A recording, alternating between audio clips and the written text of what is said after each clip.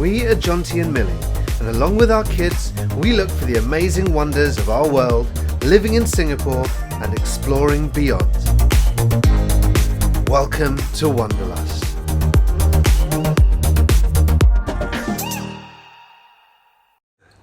Hey, welcome to the channel again. Hi. It's great to see everybody. Thank you again for continuing to join us over the last 2.5 years. It's been pretty cool.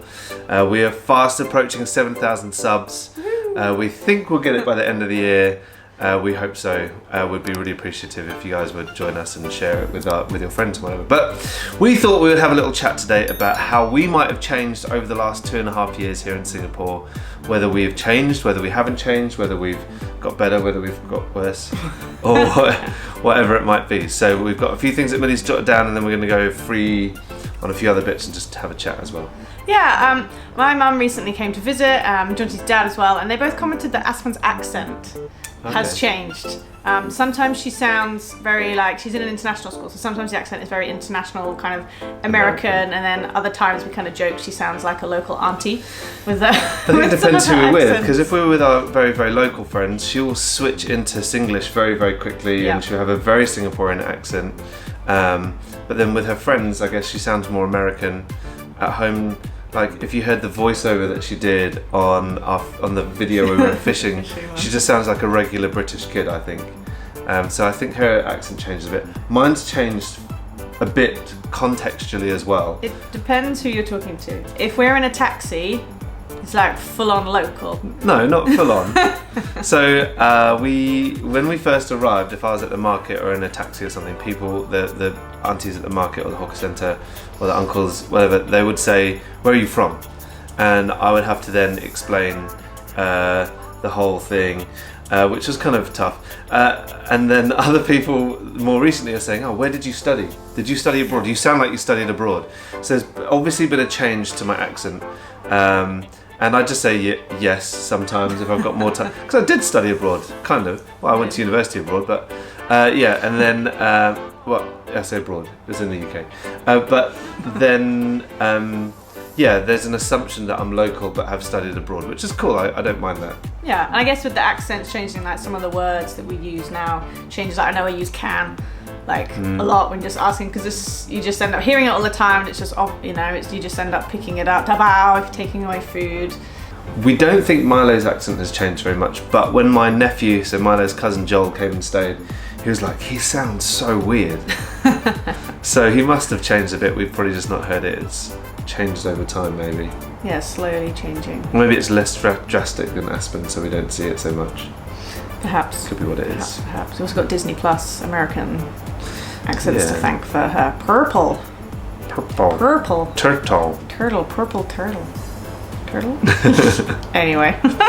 One of the things that's changed, I think, is definitely how like our eating habits, how much we eat out here compared to how we eat out in the UK. Partly, I mean, the culture is completely different. There is very much an eating out culture here in Singapore, but also I know people talk about Singapore being super, super expensive, but it really isn't compared to the UK. Actually, it obviously is, Jonty. Data shows that it is the most expensive country in the world, but you don't have to make it the most expensive country, depending on what your habits are. We would probably have only eaten out twice a year. I know that sounds like Singaporeans are going to be shocked right now.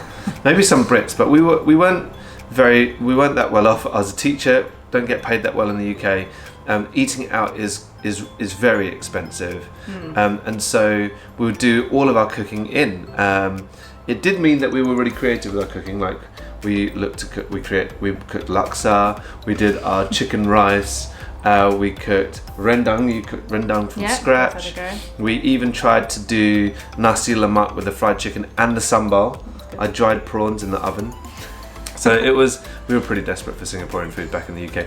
But we got creative in the kitchen, but we didn't eat out very much at all. And here, we could eat out all the time if we wanted to. We definitely eat out more, but we do, yeah. And I guess we're not just talking about like big restaurants, because like in the UK, there's not like hawker centres or food courts that you can just pick something quick up. Most of the fast food is, I guess fast food I'm talking in terms of like McDonald's, like that kind of fast food thing. They just don't really have that option in the UK. So I guess here it's so much easier. Like yesterday we were at school, it started raining, so I just quickly went on Grab, ordered some food, and by the time we got home on the MRT, the food was outside the door. Like, it's so convenient to just be able to order food and have it turn up at your door, like before you get home from like work or the school run. So that makes it really convenient and easy. And yeah, sometimes it does work out cheaper. I've worked out, I want to make this recipe, and by the time you've looked at all the individual prices, you could have eaten out, and by eating out, like food court, or you could have actually gone out to like a restaurant. So sometimes it just doesn't seem worth the hassle or the washing up. I hate washing up. That said, what our diet has definitely changed. I think it's become slightly less healthy here. Do you think? Yeah. We eat way more fruit here than we do. Yeah, we eat more fruit so that's here. probably balanced it out quite well. But lots of the food can be, fried, or there's like, let's call it like a token vegetable. You get like one vegetable. Yeah, it's so garnish, every so often really. we're like, every so often we'll go out. There's a fruit place near us that you can just get a massive plate of cut fruit. So we'll go and do that. So yeah, I think we do eat a lot more fruit. Massive plate of cut fruit, like an enormous plate of cut fruit for $12, which is at £7 for all of us, and it's like mango, watermelon, pineapple, melon, kiwi, dragon fruit, guava. Stick them all in, and it's like, it's crazy, and that's for all of us if we're overeating. So on my own, it's probably about $1 or $2. Yeah, so it is a lot more convenient. I do feel like I've got a little bit lazier in like the kitchen in terms of cooking. Because like I said, I used to get creative in the kitchen, but here it's like, I want to cook nasi lemak. Well, I could order it in for like nearly $4 a person, $5 in. So. And actually, when I cook in Singapore, I love cooking. Actually, I just don't have as much time for it.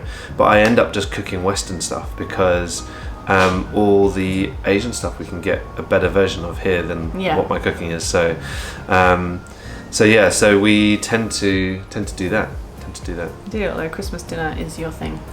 Christmas dinner is my thing. I think I'm going to be doing Christmas dinner on very little sleep this year, but you'll find out about that in the weeks to come. So that's food. Mm-hmm. What about just our general busyness of life? I do feel like it's a bit busier here. I'm not sure if it's just now because it's the run up till Christmas. I feel like there's been a lot to do. Like compared to my last 2 years in the UK of work, the work at the moment is pretty hectic. I was talking to my boss just yesterday, maybe that was the day before, because I'd heard a rumour that I was taking on another role next year, and I was like, where does this rumour come from? So I spoke to her. She was like, definitely not for me. You're already over capacity. And I was like, yeah, I kind of feel like that actually. They look after me really, really well, but I definitely feel like I'm pretty stretched at the moment. I'm very tired in the evenings. I feel like you're home at a good time though. Sometimes in some jobs you've been home past the kids' bedtime or past dinner, whereas now you get home, we have dinner together. Yeah. So that's quite nice in terms of, I feel like the family balance is quite nice now. Even though when you're at work, it's busy. Yeah. But then when you're at home. But I guess that means I do find it harder to be fully present. I mean, I'm there. But I find it harder to be fully present when I'm home sometimes, but that's okay. It's part of it. Yeah, I think things here compared to the UK are a lot later. So the shops open later, and then they stay open later. So some of our friends are like, we'll come over after work, and it's like 9:30, and I'm like, I'm tired. Pajamas. In my pajamas, yeah. Depending on which friends come over, I'm like, I'm just going to stay in my pajamas. And I think like some of it as well as so just thinking about that whole live thing and how it's different being at home. Our kids are older, and I think we just need to kind of like think about that. Milo's now 9, Aspen's 7. They're becoming a lot more independent, and so even things like being home. Some days I'll get home and they just want to go out to the playground and hang out with their friends without us. And other days, like Milo's really into his climbing. If you follow us on Instagram, you'll know that he loves bouldering. So that is something that we do straight after school. They have their CCAs. CCAs almost every day, different clubs they can go to. I guess that's from the just what they are offered at this school. Compared to the school they went to. So I feel, and also they're getting older. So I think Singapore has changed them. A lot more independent. Yeah, like Milo's after CCA. Sometimes Milo will bring himself home. Yeah. And that's kind of cool, a couple of stops on the train, walks himself home, drops us a message. He usually just sends me gifts. I asked him how he was the other day and whether he was coming home soon, and he sent me a gif and went, look at this. That was it. Poop emoji. 9-year-old. The other one. Yeah, interacting with a 9-year-old over SMS is something new. SMS. Or an SMS. WhatsApp. Anyway. Other platforms are available. Yeah, but they're older and they love Singapore. I think the fact that we've got a consistent, a fairly consistent temperature means that it's quite predictable, so we can go out, we know what we're doing when we're going out. And that's allowed a freedom. I think our life has changed with that. We don't have a car. No, we don't have a car now. I do feel like I walk a bit more. I feel a bit fitter walking a bit more. I try and walk home when I drop the kids off. I walk. If you've seen The Holiday, there's that bit where Cameron Diaz is driving through a really narrow street and trucks coming. Thing in London. Yeah, like a narrow country road in London. There's trucks coming head on. That used to be on my journey to and from work every day, and I really, really missed that, to be honest. I missed driving that road. It was so much fun. I haven't driven a car for 2.5 years, which is a bit weird, to be honest. I'm not fussed about that. I never really liked driving. You would always drive if we were together. But we haven't done that. But the trains are brilliant here, so we've definitely got better at using public transport. We have, yeah. That's I think, changed. But now I walk into the shade and I carry an umbrella in the sun. Oh, yeah. Like, we're on holiday here, like, soak in the sun, and now when we're on like, holiday, we even used to take the mickey out of my mum for walking in the shade all the time. with an umbrella in the shade. Now we do that. That's me. Yeah, for sure. We don't want to get burnt. We don't want to get too dark. We just get too hot as well. Actually, don't have a problem with getting dark. I think it's just more, I want my skin to be nice. That's definitely a cultural thing here. Because in the UK, you just go for it. You just want to brown up. You can always spot the Brits tanned. on holiday. Yeah, exactly. Whereas cremated, now, burnt. whereas now I'd rather keep my skin looking young. You're just a bit more aware of it over here, aren't you? Yeah, I think so, because the sun's like always there, whereas in the UK, it's never there. That's true. I feel like I personally have changed a little bit since being here. I don't know what you think. But I think we've talked about it a little bit in the local immigrant series, and obviously my book this year. I think I've changed in that I feel so much more comfortable. Like, for example, the other day, I had an appointment during the day, and so I was arriving to work to do a concert in the evening as kids were leaving school. And on the MRT, I had a mask on, and the kids didn't recognise me. And I put it down to the fact that for most of these, because we work in an international school, most of these international kids, they probably just passed me as generic Asian person, generic local looking person. Whereas in the UK, it'd be immediate. Like, you can't hide these Asian eyes in the West. They're there. So I think that's definitely, I feel a lot more comfortable here. I feel like a lot more like myself. I don't know how that has changed me externally, but I definitely feel that internally has changed. I don't feel like we've changed very much with regards to, because yesterday, right, one of my colleagues, we met, I introduced him to Millie for the first time, and his daughter, if you guys are watching, hi, and his daughter, and she was like, oh, you guys are like famous. And obviously, well, she's heard of us, because she has watched our YouTube channel. But some people have said, like, oh, now that you're on YouTube and people recognise you in the street sometimes and all that sort of stuff, has that changed you? Not really. I don't think so. I think, like, I even forget that I've written a book sometimes. And people will say, like, they'll refer to something in my book, colleagues or whatever, and I'll say, oh, how did you know that? Have we discussed this before? And they're like, no, I read it in your book. Like, oh yeah. So I don't know whether that's really been on our consciousness. I think it's helped that we are kind of like accidental YouTubers. We've kind of come on here just to say hi and share our lives with our friends. Fame and fortune on YouTube. No. Because kids, that doesn't happen. No. I think I've become a bit more confident. You have, yeah, for sure. Yeah. With, I guess everything.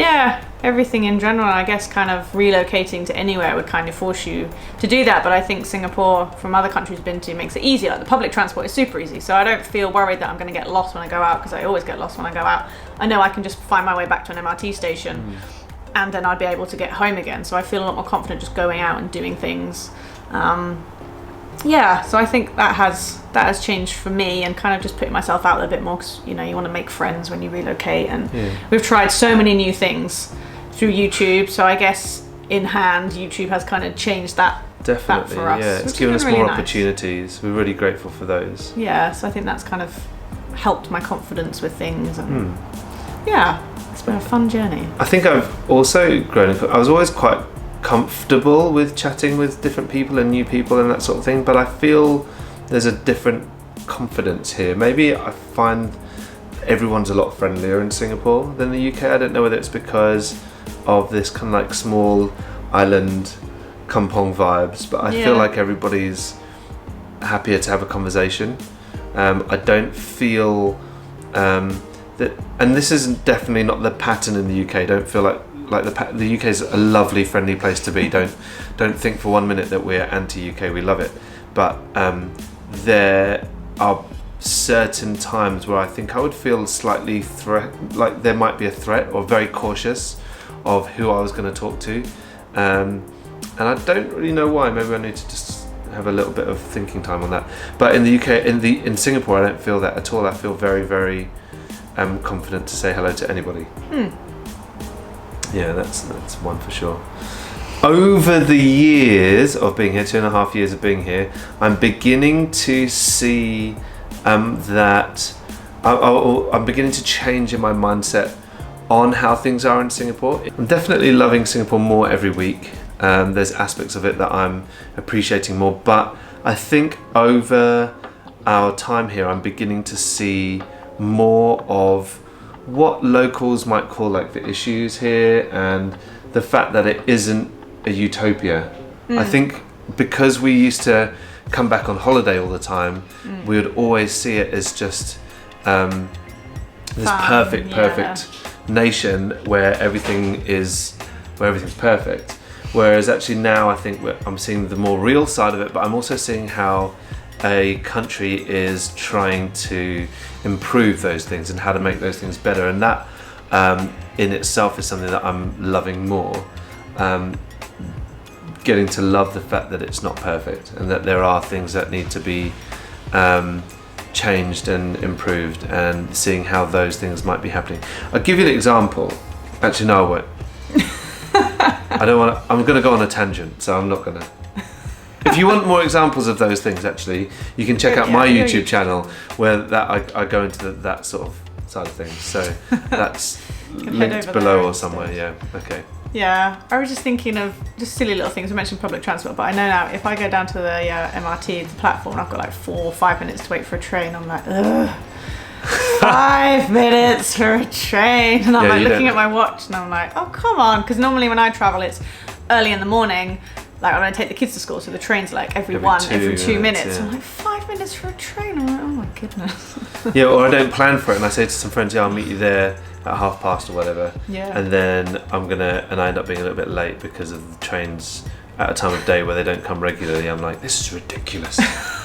So we were on a train the other day. We didn't realise, but we were both on the same train, and the train had stopped because of a signalling fault, and it was like, it's going to be delayed by 5 minutes. I was like, oh my goodness, like 5 minutes. And what are we going to do? Sat here for 5 minutes. Oh, but in contrast, in the UK, often you would just wait outside a train station for a space or something for ages. Well, it's been snowing in the UK at the moment, and the trains just stop, and there's no like substitute bus. It's like, sorry, trains can't work. Find a new way to get home. Yep, sorry, just you're on your own. Sometimes substitute buses, but not always. But then if the rain's really bad, then there's. If the snow's bad. Bad, rain's bad, wind's blowing too much, like. It's not going to happen. Yeah, I think we've changed a little bit. I think we've changed for the good. I'm trying to think if there's any bad changes I think I've had. Maybe a little bit with that diet. Yeah, I'm finding it, especially with work being full on, I'm finding it hard to get to the gym in the evenings because I'm just done. I get home and I'm like, okay. Actually, it's the opposite. I get home and I'm like so done. I just want to binge eat snacks. I find you like, oh yeah, let's go to bed, and then find you in the fridge. Yeah. So that's hard. Definitely being healthier, I've found harder here than in the UK. I was looking at some of my old timings for running. 10k in under 50 minutes. And now like 3k in about 18. Oh my goodness. Yeah, that's been bad. So that's going to have to change for sure. New year, new you. No, I don't believe in new year, new me. I believe in doing it right now, Jonty. Sorting it out. Right, I'm going to go now. I'm going to go for a run. Bye-bye. Thanks for watching. I'm not. I'm just going to continue to eat all the way through the Christmas holidays. And then it's going to be Chinese New Year, so there's going to be even more food. So maybe next year my change will be a couple of dress sizes bigger. So, how'd you run? That's great. I'm very tired. Okay, well, we're going to go for lunch now and get some fruit and vegetables. We are having fruit after lunch, so that'd be good. We are. Hey, it's been awesome. Thank you. I hope maybe you've seen how you think we've changed. Yeah. If you've been following us, there's some of you who've been following us from the very start, which is a bit strange, but also amazing. We're very grateful. Those cringy first videos. Where you couldn't say Sembawang. Sembawang. Still no. Let us know. Yeah, tell us if you think we've changed. That would be cool. It'd be really interesting to see what you think. Thank you for sticking with us on the journey. We are planning on continuing. We're aiming for 10,000 subs next year, just to be able to make YouTube viable for us to keep doing. There's some targets that we've got now because life is changing, as you can see. Kids are getting older, and we want to make sure that it is something that we can sustain doing well for you, now that we're doing it not just for us but for you guys too. So please do keep sharing. Please subscribe if you haven't. And like, comment. We still are able to reply. Are we still replying to every comment? Millie's still replying to every single comment, which is amazing. Do check out Milo and Aspen's channel. Do check out my channel. Just different purposes, I guess, on YouTube channels. We want to keep this one all about the wonder of life, and we are still finding the wonder every day. We're still enjoying life. Doesn't mean life doesn't get hard. It's still hard sometimes, but we're still managing to find the beautiful things in those seasons too. Yeah. And we hope you guys do too. Thanks for watching. See you later. Bye. Oh, Merry Christmas for those of you celebrating. Happy Hanukkah for those of you celebrating. Happy holidays for everybody else. Bye.